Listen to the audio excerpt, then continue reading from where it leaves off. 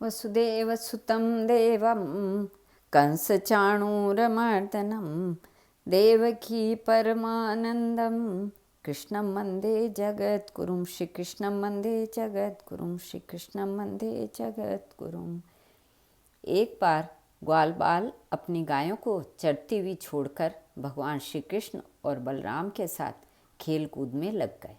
उस समय उनकी गौवें बेरोक टोक चरती हुई बहुत दूर निकल गईं और हरी हरी घास के लोभ में एक गहन वन में घुस गईं।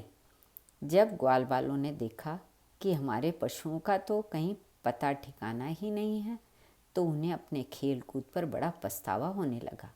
बहुत प्रयास करने पर भी वे अपनी गायों का पता न लगा सके।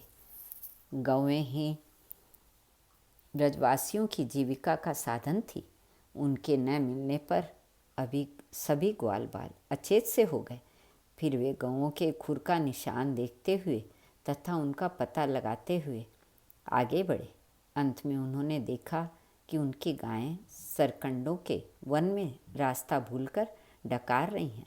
वे सब गौओं के लिए आगे बढ़ने लगे। उस समय सारे ग्वाल बाल बिल्कुल थक गए थे। उन्हें जोरों से प्यास लगी हुई थी। इससे सब के सब व्याकुल हो रहे थे। उनकी यह दशा देखकर भगवान श्री कृष्ण गौओं का नाम लेकर पुकारने लगे।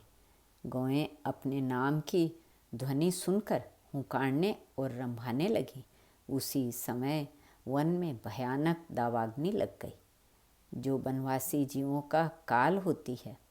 बड़े जोर से आंधी चलकर उस अग्नि के बढ़ने में सहायता देने लगी। सब और फैलती हुई वह प्रचंड दावाग्नि वनवासी जीवों को भस्म करने लगी। चारों तरफ जीवों की चीख पुकार से कोहराम मच गया। शेर, चीते, भालू आदि वन्य जीव जो जिधर रास्ता पाते परस्पर बैर भूलकर भागने लगे। जब ग्वाल बालों और गौओं ने दावानल को अपनी ओर बढ़ते हुए देखा, तब वे सब अत्यंत भयभीत हो गए। मृत्यु से भयभीत ग्वाल बाल भगवान श्री कृष्ण बलराम को घेर कर प्राण रक्षा की प्रार्थना करने लगे। उन्होंने कहा, प्यारे श्री कृष्ण, हम सब तुम्हारी शरण में हैं। हम दावानल में जलना नहीं चाहते हैं। हमें जल्दी बचाओ। हम लोग भाई, बंधु, मित्र, रक्षक सब तुम्हें ही मानते हैं। श्याम सुंदर, तुम्हारे सिवा कोई भी हमारा रक्षक नहीं है। हमें केवल तुम्हारा ही भरोसा है। अपने सखा ग्वाल बालों के दीन वचन सुनकर श्री कृष्ण ने कहा, मित्रों, चिंता मत करो। मैं तुम लोगों की अवश्य ही रक्षा करूँगा। तुम सब अपनी आँखें बंद कर लो। भगवान की आज्ञा सुनकर ग्वाल बालों ने बहुत अच्छा कहकर अपनी आँखें बंद कर ली। उसके बाद भगवान श्री कृष्ण ने उस भयंकर दावाग्नि को पी लिया।